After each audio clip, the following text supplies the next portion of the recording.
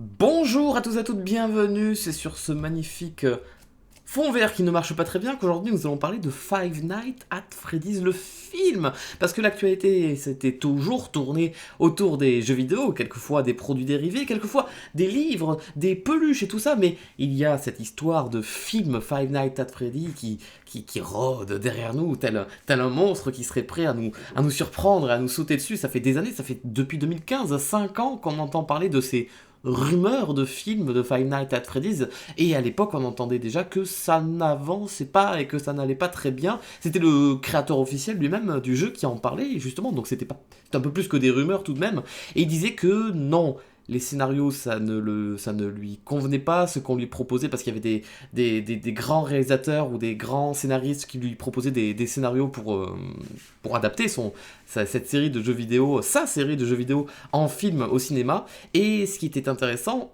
et indirectement qui faisait un peu chier les fans qui attendaient de voir un film, c'était que Scott, le créateur du jeu, restait sur ses positions et ne pliait pas au coup de pression, dans le sens où lui, il avait une idée fixe de ce qu'il voulait faire avec sa série, avec le nom de sa franchise, avec Five Nights at Freddy's, et il ne voulait pas que ça aille dans des directions qui ne lui plaisent pas, ou qui ne lui conviennent pas, ou qui seraient trop en décalage avec la vision qu'il a lui-même du film. Alors, tu peux avoir une vision, mais c'est très compliqué de la mettre sur le papier, et lui-même l'a dit plusieurs fois sur Reddit qu'il n'avait pas ce talent-là de rédiger un scénario pour le film et que c'était compliqué. Il a fait d'ailleurs appel à un vrai scénariste qui est d'ailleurs, voilà, entre parenthèses, celui qui a fait Harry Potter 1 à l'école des sorciers, celui qui a aidé à la construction de ce film. Donc c'est lui qui sera derrière la caméra pour Five Nights at Freddy's, le film.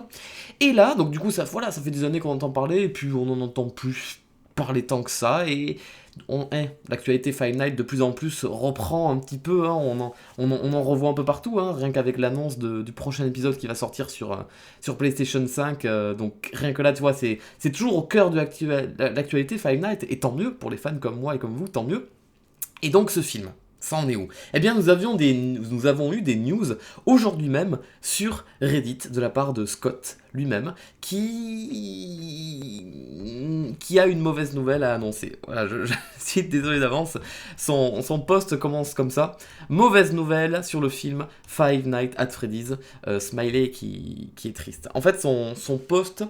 d'abord, avant d'annoncer la mauvaise nouvelle, qu'il garde juste à la fin, il fait un résumé et il donne plein d'informations intéressantes. Il fait un résumé sur quels sont tous les scénarios qu'on lui a proposés et donc qu'il a refusé. Je vais vous lire un petit peu les résumés de chacun de ces scénarios, parce que ça peut être un petit peu intéressant aussi à lire. Et à la fin, je vous annoncerai cette mauvaise nouvelle qui, entre guillemets, est la conclusion et comment dire, ce qui définit l'avenir du film. En fait, Five Nights at Freddy's, il a clairement mis les mots là-dessus pour dire clairement ce qui va se passer. Mais avant ça, nous allons lire un petit peu, donc comme je l'ai dit, les scénarios. Salut à tous, donc là c'est Scott Cawthon, donc créateur des jeux Five Nights at Freddy's, qui parle sur son Reddit, sur le Reddit Five Nights at Freddy's. Avant d'en arriver aux mauvaises nouvelles concernant l'état du film Five Nights at Freddy's, je voulais partager une brève histoire du scénario. Alors, c'est traduit de l'anglais en français, donc du coup la coordination, la syntaxe, tout ça, c'est pas forcément... c'est pas très forcément bien écrit, mais je vais essayer de réadapter ça comme il faut. La route a été longue, alors jetons un coup d'œil à quelques-uns des scénarios qui se sont succédés au fil des années, sans ordre particulier.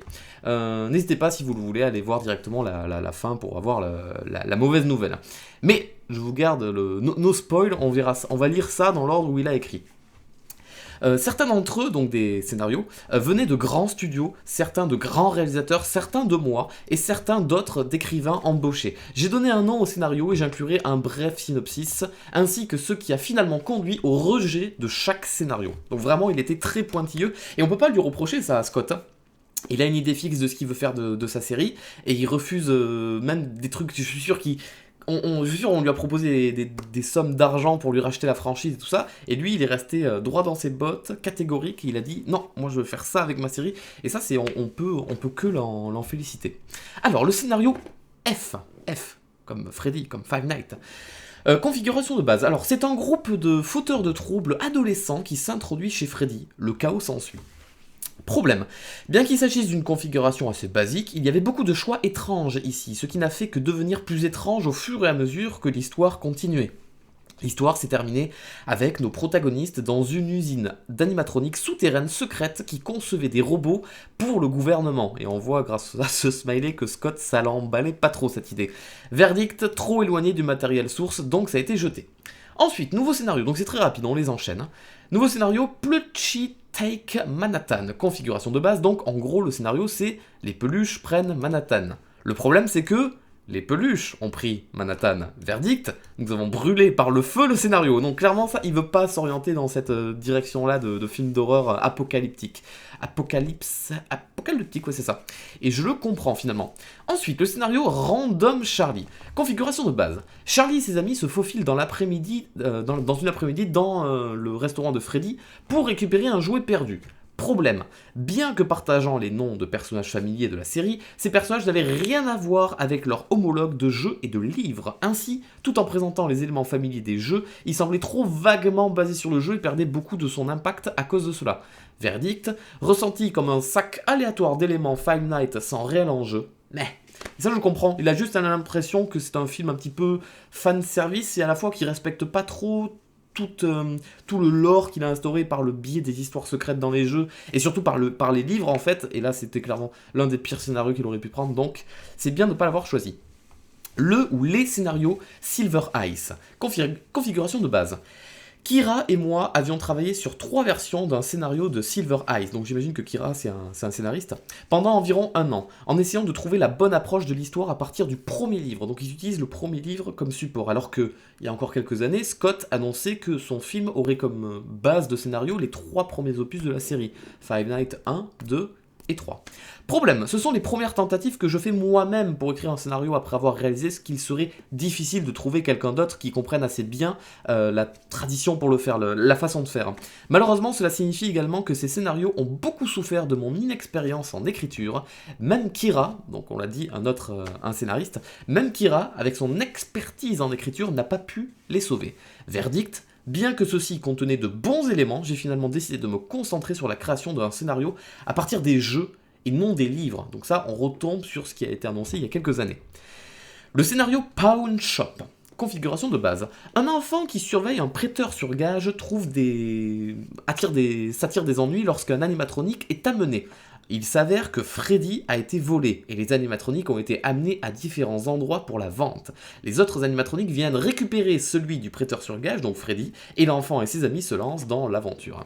Problème, c'est une approche créative, mais ça a été ressenti un peu trop comme un garçon et son animatronique, donc trop d'aventures après école. J'imagine qu'il voulait dire que ça faisait un peu trop enfantin, pas assez d'horreur en gros, c'était peut-être ce genre de film qu'on a l'habitude de voir avec l'enfant et le monstre, il se lie d'amitié, tout ça, et j'ai l'impression que Scott, c'était pas réellement ce qui l'intéressait.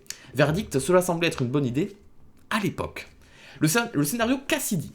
Configuration de base. Plongé en profondeur, ce scénario regorge de traditions, de choses liées aux histoires de Five Nights, à la suite de l'histoire de Cassidy. Donc ça, c'est une histoire que moi-même, je connais pas du tout, c'est une histoire bien profonde, cachée dans les jeux Five Nights, apparemment c'est... Alors là, vous avez le droit de me tomber dessus les fans, si je dis des conneries, mais c'est pas un 5e enfant ou une 5e âme, un truc comme ça, qui s'appelle Cassidy. Je dis sûrement des énormes bêtises, et si c'est le cas, le premier commentaire de cette vidéo sera là pour me corriger. Problème, couvrant plusieurs périodes, suivant plusieurs personnages et mettant en vedette les traditions de plusieurs jeux, c'était assez saturé d'une faute. Cela aurait peut-être été satisfaisant pour les fans les plus inconditionnels, mais cela aurait laissé la majorité des gens confus et perdus. Verdict, en fin de compte, c'est plus une encyclopédie visuelle qu'un film. Ce n'était tout simplement pas satisfaisant, même pour moi. Du coup, en gros, c'était trop, et on aurait les gens qui vraiment connaissent pas ou connaissent pas, ils auraient rien compris, ça aurait été un gâchis. Le scénario Misfit Kid. Configuration de base. Une mère célibataire amène son enfant dans une nouvelle ville. L'enfant trouve Freddy. L'hilarité s'ensuit. Problème. L'un des problèmes dans la création d'une histoire moderne avec un ancien décor de Freddy est de trouver un moyen de connecter les protagonistes au restaurant, de trouver une raison pour eux d'être là, et de trouver une raison pour qu'ils y restent. Le problème ici est que la raison pour laquelle cet enfant allait chez Freddy et avait des mésaventures était trop artificielle et trop forcée. Ce qui peut se comprendre, hein. Mais tu vois ce qu'il est en train de dire, ça donne complètement une idée sur l'implication qu'il a dans ses films et la qualité qu'il veut leur donner. Il veut vraiment que ce soit quelque chose qui soit pris au sérieux. Et du coup, ça donne grave envie d'y croire, tu vois. Verdict, c'est pas une mauvaise configuration, mais cela n'a tout simplement pas fonctionné. Si je ne me soucie pas des personnages, il y a de fortes chances que personne d'autre ne le fasse non plus. Passons. Cela allait être le scénario pendant un certain temps, car il n'avait pas de défaut sérieux, mais j'ai finalement décidé que ce n'était pas assez bon. Donc il est très perfectionniste, et on peut s'attendre à du bon dans ces conditions-là. Le scénario Ghost Trackers. Configuration de base, un groupe de trackers de fantômes amateurs se faufile dans le restaurant Freddy abandonné. Problème, bien que ce soit une configuration très logique pour ce type de film, le problème s'est à nouveau posé sur la façon de donner à ces personnages un lien avec Freddy lui-même. Ce qui a fini par se passer, c'est que trop de l'histoire est allée à leur propres antécédents et à leurs propres difficultés, et cela a détourné les projecteurs de l'histoire de Freddy. Donc on s'est trop concentré sur les perso des films et pas assez de Freddy, si je comprends bien. Verdict, un lien plus fort entre le protagoniste et Freddy était nécessaire, nous avons appris la leçon.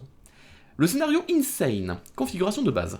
Une autre variante de tracker de fantômes, celle-ci impliquant les fun time animatroniques, des tunnels souterrains à balles, bon, vous comprenez ce que vous voulez là-dedans, et une marionnette pour se venger.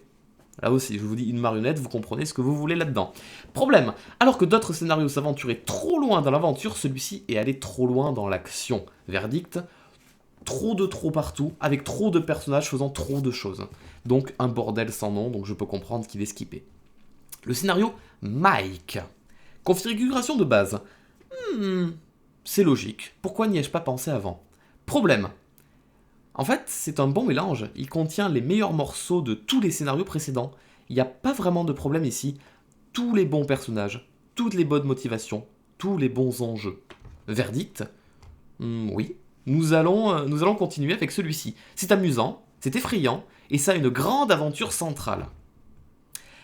Ceci clôture donc la liste des scénarios que nous a exposé Scott. Maintenant, nous arrivons donc à sa fameuse mauvaise nouvelle, qu'il avait teasé, je vous rappelle, dès le titre de son post sur Reddit. Mauvaise nouvelle. Oh oui, donc, sur les mauvaises nouvelles. La mauvaise nouvelle, c'est qu'il n'y aura plus de scénario à ajouter à cette liste, puisque nous réalisons officiellement le scénario Mike. Le tournage commence au printemps 2021. Petit troll ce petit Scott. Donc voilà, donc c'est officiel, le tournage du film commencera au printemps 2021, le scénario est écrit, il est posé sur la table, on finit de revenir en arrière, finit d'annuler, de revenir, de dire non, finalement c'est pas bon, tout ça, ça y est, Scott a l'air satisfait, Scott a l'air heureux du scénario qu'on lui a proposé, qu'il a peut-être trouvé lui-même, on sait pas trop, mais en tout cas, ça a l'air d'être un scénario qui rassemble un petit peu toutes les bonnes idées de tous les scénarios précédents que je vous ai lus. Donc maintenant, je ne peux qu'être hype, je ne peux que faire confiance à Scott, puisque j'ai vraiment l'impression que c'est quelqu'un qui veut faire les choses bien, voire très très bien même, et qui se laisse pas forcer la main. Donc là-dessus, on peut avoir une confiance aveugle en lui. Les gens avec lesquels il s'est entouré aussi sont des personnes compétentes et professionnelles, donc là-dessus, ça a l'air d'être plutôt correct. Donc maintenant, attendons. On laisse la chance qu'il faut au film. Personnellement, je suis sûr que ça risque d'être une très bonne surprise. Je peux me tromper, mais j'ai très hâte de voir le résultat dans plusieurs années. Voilà, c'était l'annonce et l'actualité sur le film Five Nights at Freddy's. On en a appris beaucoup, alors que ça fait 5 ans qu'on entend des petites rumeurs et qu'on n'en sait pas trop. Les choses s'accélèrent, bien que finalement, on n'en est qu'au début. À peine, on est avant le début du processus de la création d'un film. Donc laissons-leur le temps. Voilà, c'était cet opus de Quadbo numéro 3 qui était consacré spécialement à Five Nights. J'espère que ça vous aura plu. Et je vous dis à très bientôt pour un prochain épisode. Et... ah putain oui, je m'y fais pas, mais il faut que je le dise. Quad bye. Je regrette instantanément.